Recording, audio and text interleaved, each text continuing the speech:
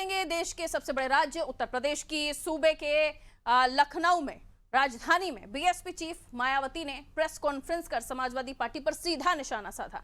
अखिलेश यादव के नीला गमछा पहनने पर मायावती ने कहा कि सिर्फ नीले रंग के इस्तेमाल से दलितों को लुभाया नहीं जा सकता।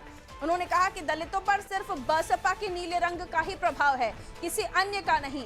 मायावती ने दलित समाज से अपील की है कि वो ऐसी जातिवादी पार्टियों के हथकंडों से पूरी तरह सावधान रहें। इसके साथ ही मायावती ने महिला आरक्षण को लेकर भी अपनी बात प्रमुखता से रखी।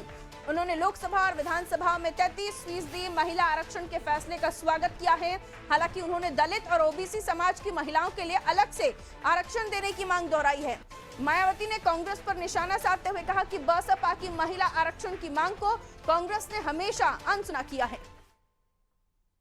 मेरा ये कहना है कि बीएसपी के बेस वोट अर्थात दलितों के वोटों को लुभाने के लिए पिछले कुछ समय से यहाँ सभी विरोधी पार्टियाँ अपने अधिकांश कार्यक्रमों में बीएसपी के नीले रंग को ही विभिन्न रूपों में इस्तेमाल कर रही हैं, जिसका दलितों पर कुछ भी असर पड़ने वाला नहीं है, क्योंकि इन पर केवल बीएसपी के नीले रंग का ही असर पड़ता है, अन्य किसी और रंग का नहीं।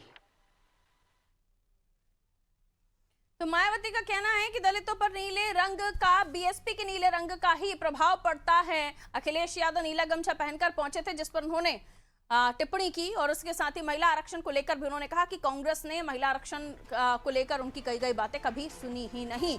अनूप हमारे सहयोगी जुड़े हुए हैं लखनऊ से हमारे साथ, उनसे हम इस मामले को और भी समझने की कोशिश करेंगे। मायावती फिर सामने आई, नीले रंग को लेकर उनका प्रेम दिखा और जैसे कि अखिलेश जी ने गमछा पहना था, ये समझ आ रहा है कि जहां जैसे लोग वहां वैसा भेष धारण कर रहे हैं अखिलेश जी आजकल। देखिए, अगर बात करें बहुजन समाज पार्टी की 2007 से 12 तक की बहुजन समाज पार्टी की जब उत्तर प्रदेश में सरकार की, तो उस समय कई जो दलित महापुरुष थे उनके नाम से कई जिलों का रविदास नगर बना था, भदोही, और मेडिकल कॉलेज था यहाँ का, कन्नौज का मेडिकल कॉलेज था, वो भी दलित महापुरुष के नाम बना था। छत्रपति साहू जी महाराज मेडिकल यूनिवर्सिटी जो केजीएमयू के नाम से, ये सब दलित महापुरुषों के नाम से तमाम बने थे, चाहे वो अम्बेडकर के नाम के रहे या जो और भी दलित महापुरुष रहे।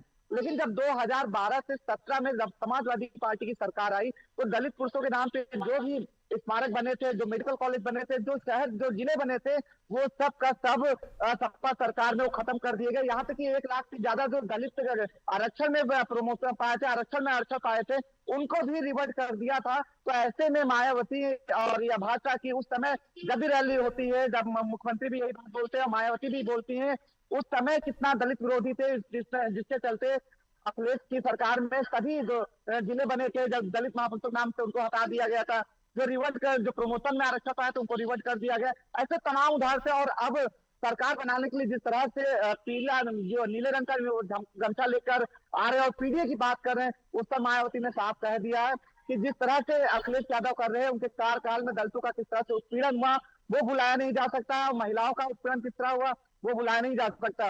और यही वजह कि आज उन्होंने साफ किया कि जो दलित वोट है, जो उनका नीले रंग वाला जो है बेस वोट है, वो उन्हीं के पास है और वो वोट कहीं भी नहीं जाएगा। और साफ अपने जो वोटर है उनको एक मैसेज देने की कोशिश की है कि ऐसे लोगों से सावधान रहें, वो साम दाम दंड भेद किसी तरह से दलितों को लुभाने की कोशिश करेंगे, लेकिन ऐसे लोगों के फलावे और बहकावे में ना आए। जो उनका वो बेस वोट बैंक है, उन्होंने एक मैसेज देने की कोशिश की प्रेस कॉन्फ्रेंस के जरिए।